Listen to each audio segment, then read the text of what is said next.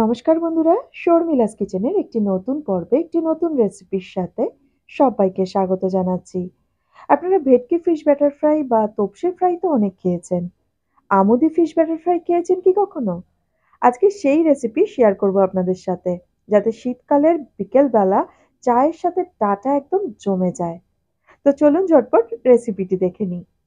এর জন্য প্রথমে এখানে আমি নিয়ে নিয়েছি 250 গ্রাম আমুদি মাছ। আমুদি মাছগুলোকে কেটে ধুয়ে পরিষ্কার করে রেখেছি। আর দেখুন সবকটা আমুদি মাছেরই কিন্তু মাথাগুলোকে আমি বাদ দিয়ে দিয়েছি। ফিশ ব্যাটার ফ্রাই বানানোর জন্য মাথাগুলোকে কিন্তু অবশ্যই বাদ দিয়ে দেবেন। না হলে ব্যাটার ফ্রাইটা খাওয়ার সময় কিন্তু মাথাগুলো যদি মুখে পড়ে খেতে ভালো লাগবে না। এরপর মাছগুলোকে ম্যারিনেট করে নেব। তার জন্য এর মধ্যে দিয়ে দিচ্ছি 2 টিস্পুন আদা রসুন কাঁচা লঙ্কা বাটা। দিয়ে দিচ্ছি 1 টেবিল স্পুন লেবুর রস। লেবুর রসের বদলে আপনারা ভিনিগারও ব্যবহার করতে পারেন। আমি এখানে 1 টেবিল স্পুন পাতিলেবুর রস ব্যবহার করলাম। আর দিয়ে দিলাম পরিমাণ মতো নুন। সবকিছু দিয়ে মাছটাকে ভালো করে মেখে নিচ্ছি। এরপর ঢাকা দিয়ে রেখে দেব 1 ঘন্টার জন্য। মাছগুলো ম্যারিনেট হতে হতে এখানে আমি একটা ব্যাটার তৈরি করে নিচ্ছি। একটা বাটিতে নিয়ে নিচ্ছি এখানে 4 টেবিল স্পুন ময়দা।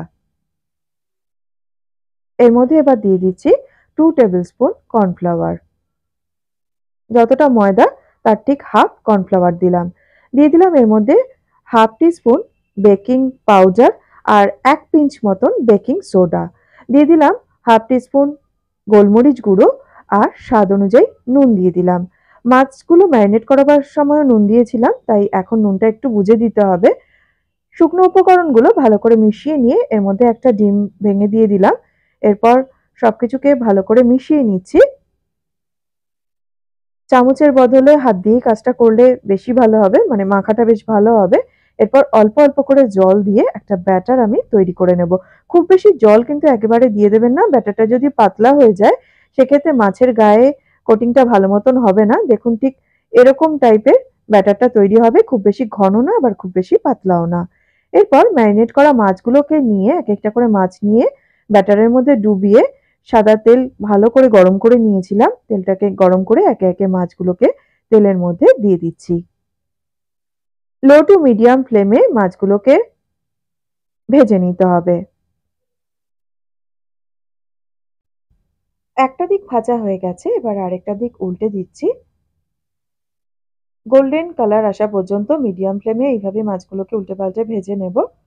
এখন দেখুন বেশ সুন্দর একটা কালার চলে এসেছে। এরপর মাছগুলোকে তেল থেকে তুলে নিচ্ছি। বাকি মাছগুলোকে কিন্তু একইভাবে ভেজে নেব।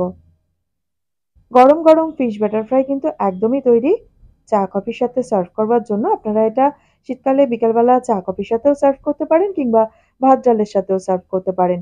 অসাধারণ লাগে খেতে। এইভাবে একবার বানিয়ে আমাকে কমেন্ট করে অবশ্যই জানাতে ভুলবেন না কেমন লাগলো আপনাদের রেসিপিটি। ভালো লাগলে প্লিজ ভিডিওটিকে একটা লাইক ও শেয়ার করে আমার চ্যানেলটি সাবস্ক্রাইব করে নেওয়ার অনুরোধ রইল। আজ এই পর্যন্তই। দেখা হচ্ছে আপনাদের সাথে পরবর্তী ভিডিওতে। সবাই খুব ভালো থাকবেন, সুস্থ থাকবেন।